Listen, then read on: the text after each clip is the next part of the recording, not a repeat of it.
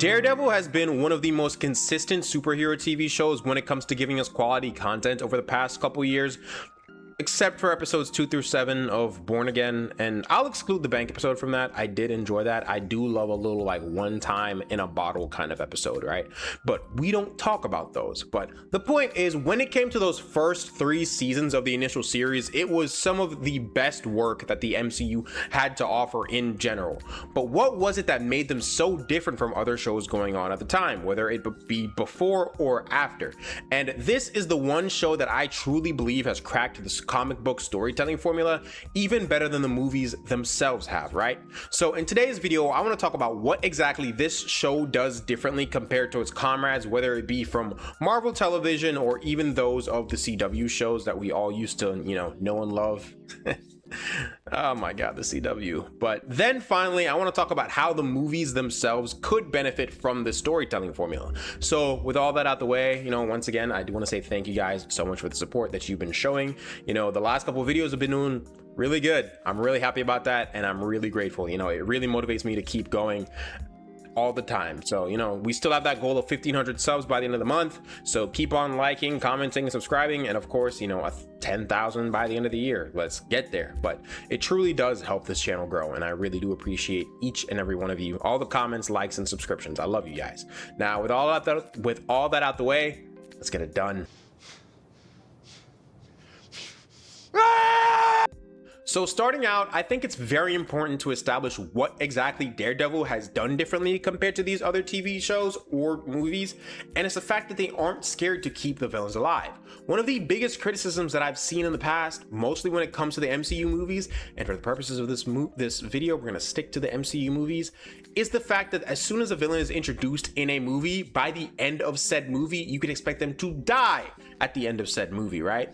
Over the course of the hour and a half to 2 hours maybe of runtime, 40% of that is dedicated to the villain and the things that you need to get to know about them. And while I will give the writers their credit where it's due that you're able to do that, it's very impressive, there's nothing wrong with having a recurring villain. No one in the MCU has had a recurring villain ever, and if they are kept alive, they come back in a somewhat of a buddy cop way in a future project, which is likely completely unrelated to the original hero. Because look at Baron Zemo going from Captain America Civil War to Falcon and the Winter Soldier, and I know that Falcon and the Winter Soldier did show up in Captain America Civil War, and they're related to Cap. Cap's not in Falcon and the Winter Soldier. Steve Rogers is not in Falcon and the Winter Soldier. Captain America is there by the end of it. Sam Wilson, we love you. They're robbing you in the MCU right now. But Daredevil, on the other hand, is not only not scared to keep its villains alive, but at the same time improves upon their stories as the show progresses, whether or not they are the main villain of that season. So much so that in a future season, again, even if they aren't being set up to be a future villain, they still play a critical role within the story. Over the course of the now decade-long run of the show, which I'll admit, a little bit of that, we didn't know if it was ever going to come back, it has only killed off the Hand and its associates, and Elektra, I guess. And if I'm being honest, I wouldn't even count them because they were always being set up as this huge crossover villain that everyone felt was necessary when it came to superhero media at the time. Very glad we're past that phase. And I'll admit that while Elektra, yes, is very closely involved with Matt and his, season 2 characterization, she only really serves to pull Matt into that giant crossover. Yes, he has a relationship with Gao, but Elektra is the real thing that pulls Matt from just being in Hell's Kitchen to teaming up with Jessica Jones and Danny Rand and Luke Cage, right? And now I know you're probably asking, why is it important that they're recurring villains, right? Wouldn't that just get boring and repetitive over time? But the answer to that is that it depends, just as anything else, right? Just as it depends in a comic where we can see Matt fight Fisk for literal decades now. Matt and Spider-Man have been fighting Fisk for longer than I've been alive, right? It's all about how you treat the characters. And the important thing right there, the key word right there, is the villains have to be treated as characters. They need to be respected as members of the cast that the way that they are. When you write a villain with the mindset that they are just as important to the story as the hero is, you've done a good job. You've probably struck gold. The writer should be just as interested in not only filling out the relationship between hero and villain or hero and their supporting cast, but also the villain and their own supporting cast. Wilson Fisk had Wesley, Bullseye, and Vanessa. He now has Buck, Daniel, and well, still Vanessa. kind of. We'll see tomorrow if he still has Vanessa, right? But you need to be as invested in making the villain's life move without the hero present as you are with the hero's life moving without the villain present, because if the villain dies, the next movie, hero's life is still going. You know, just to put that out there. And outside of Fisk, there's also the aforementioned Bullseye, which Benjamin Poindexter, who really started out as an underling that Fisk and Vanessa were manipulating. And he has honestly taken on a life of his own that we all kind of love. He now has his own motivations, and while they are still related to Fisk, it's still compelling because, for one, we all despise Fisk for the things that he's done. And we can root for Bullseye to want to kill him, because even though the show would frame him as a martyr, as Matt says all the time throughout the show, we as the audience, we can rule it as a necessary kill because we've seen the things Fisk has done, will do, and is currently doing in New York, right? Also having seen how he is used by the Fisk family, because they created Bullseye into what he is. Poindexter was just a part of the FBI, you know, doing what he can, trying to, or no, was he part of the FBI? I know I can't remember exactly, but I'm pretty sure he was. I haven't gone back and watched Daredevil season 3. I'm sorry, okay, whatever. But the point is, he wasn't going around killing people. Fisk made him into what he is today, so he has to suffer the consequences of that, right? And it makes us root for him even more. But at the same time, he's the one who killed Foggy, among other innocent characters, if we're being honest. So we have reasons to also want him to be put behind bars. But at the same time, again, it's from him being manipulated by Fisk and Vanessa. Fisk is the reason why in season 3, he does the killings that he does.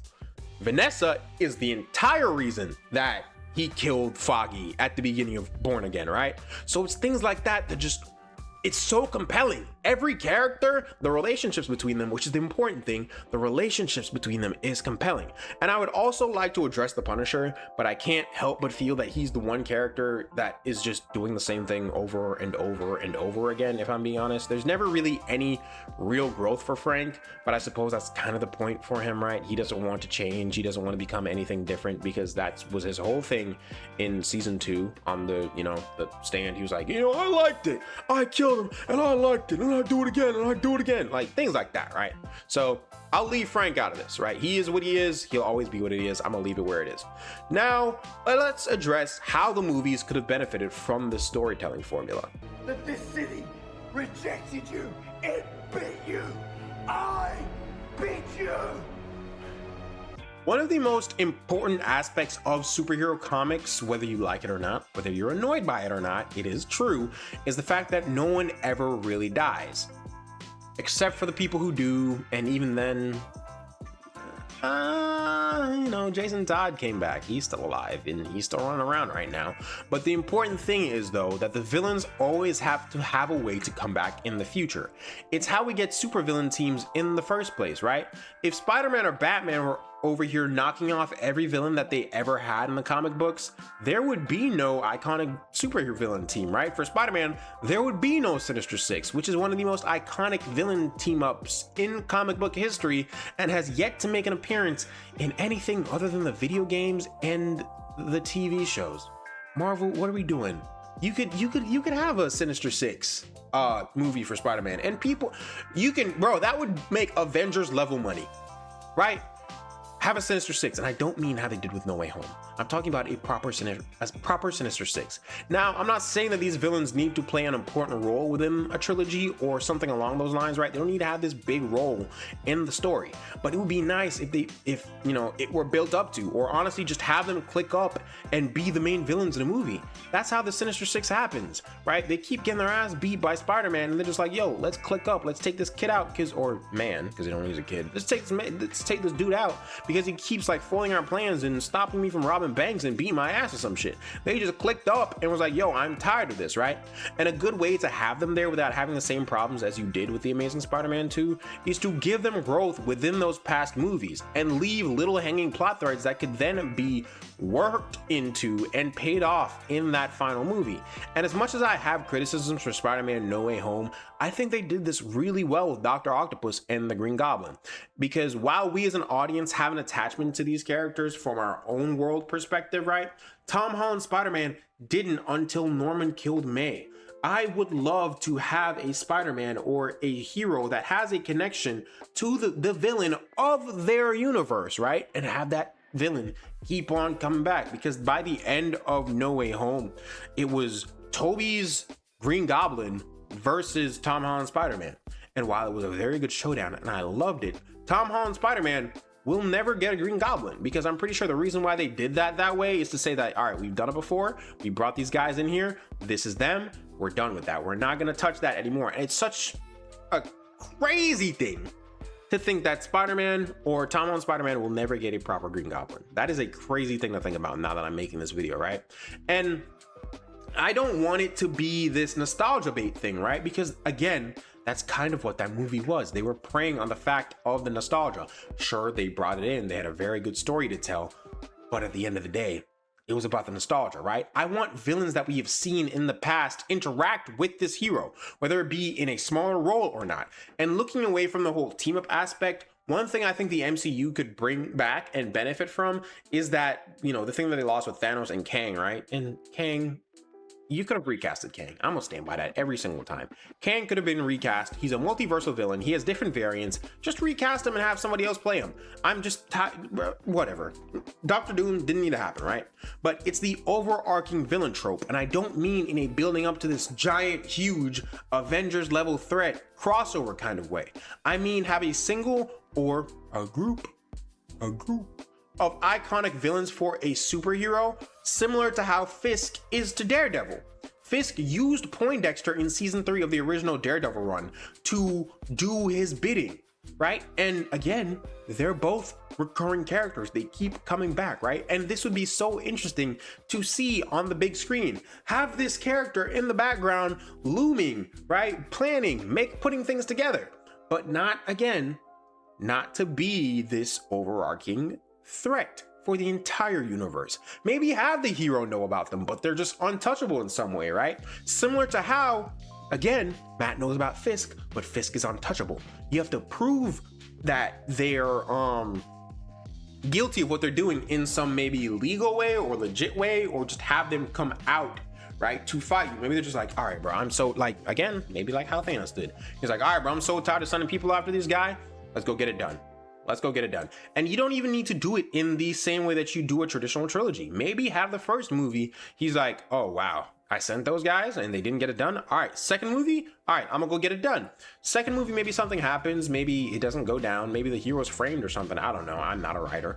And then in the third movie, have them have to prove their innocence and still have that big dude, overarching dude, there. Maybe have him bring some of his team back and be like, all right, we gonna get this set up, and then by the end of the movie we're wrapping that story up, right? Or even similar to how in the original Spider-Man trilogy we saw Harry's descent into becoming the Green Goblin, but actually do something with that would be nice. So yeah, seeing a character from the first movie progressing to the third movie, maybe have them become the villain, right? Maybe have them be the big bad of that third movie, right? And I think the main reason we haven't gotten a storytelling formula like this applied to a big budget Marvel movie is the whole connected universe thing. It's the whole, you know, everything needs to be homogenous. Characters have to always be ready to meet up for the next big crossover, regardless of what is going on within their own stories. And while now Marvel, they're more committed to individualizing stories again, I think they need to commit to it even harder. There shouldn't be this buildup all the time to some big bad that you need a team to gather and fight. Sometimes a build-up with just a single group or a hero can have the same effect. Spider-Man No Way Home, again, did billions. It's Spider-Man, I get it. But if you just tell us really good stories, I think we can go back to those early days of the MCU where it's just like, oh, this is a really good story. We can just get this done. You can win back the trust of the audience. Look at what you did with Thunderbolts. Thunderbolts was fantastic. I loved it. Keep doing more of that. Win the audience's trust back by committing and saying like, hey, we're gonna make every single movie that we're showing you worth showing. And I know they're doing it because, yeah, it makes money, but I think the character first approach that Daredevil took is the reason it's so highly regarded by pretty much everyone who has watched it, which motivates other people to go and watch it. And, you know, again, I'm not a writer, so what do I know? But that's the video. And as usual, you know, tell me what you guys think down below. You know, maybe I'm wrong and I don't know anything at all about storytelling. So comment down below, leave a like if you enjoyed the video, and subscribe because I've got a whole lot more videos coming for you guys this year. I'm going crazy this year. We are definitely hitting that 10K subs, 1,500 subscribers, 1,500 subs by the end of the month, 10K subs by the end of the year, bro. Maybe even more. Hey, it only take one video to change your life, so maybe you'll be at 100K by the end of the year, but we'll see how it goes. You know, I love you guys. Thank you so much for the support that you've been showing. You really do motivate me, and you push me to keep on doing this every day. You're really helping me make my dream come true. So I love you. I'll see you in the next one. Goodbye.